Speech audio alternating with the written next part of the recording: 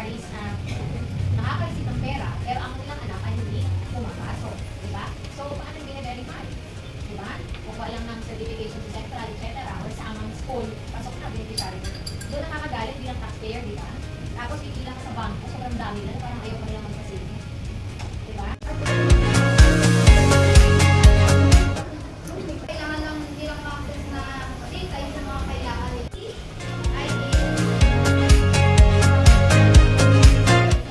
So dapat ito, laging malinaw sa user kung anong data ang mga sinukolekta nila at bakit at paano ito gagamitin na at protektahan ng government. Kayo bakit nahahack ang Facebook ninyo? Yan yung mga dahilan. Kasi pag nalaman daw ni hacker kung sino yung nakakalibot sa iyo, pwede na niya makuha yung ibang data.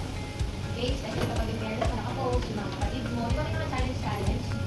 Diba? Post your siblings, ganyan. Sali ka naman dito, post mo yung mga siblings. Hindi mo alam, yung mga data mo ay nakuha na. Okay? Kwantuwa ka mag-post, ulam namin rin, masarap, crispy pata. Dahil sa totoo lang, bitong talong lang pala, kung mo lang yung picture dyan sa kapitbahay, di ba mga ganyan? Diba?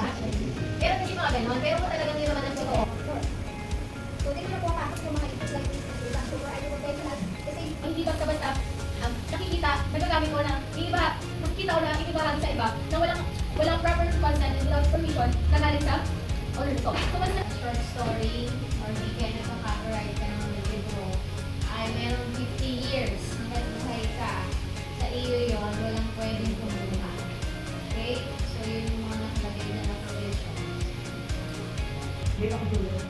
Hindi ko naman nagsisip sila ng communication ko sa mga tao din. Ano, parang nagkakaroon kahit sila. hawak na nila yung mga information or yung data, may confirm ka pa din, pwede mo pa rin siyang tingnan, i-download. Kung ba na, ano, na external vendors, siguraduhin na by security SLA.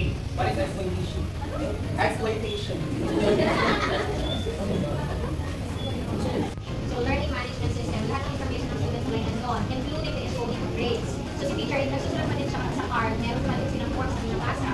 At the same time, hindi ina-upload na nila yun, ini-encode na. So, madali makita ni bata kung yung grades niya.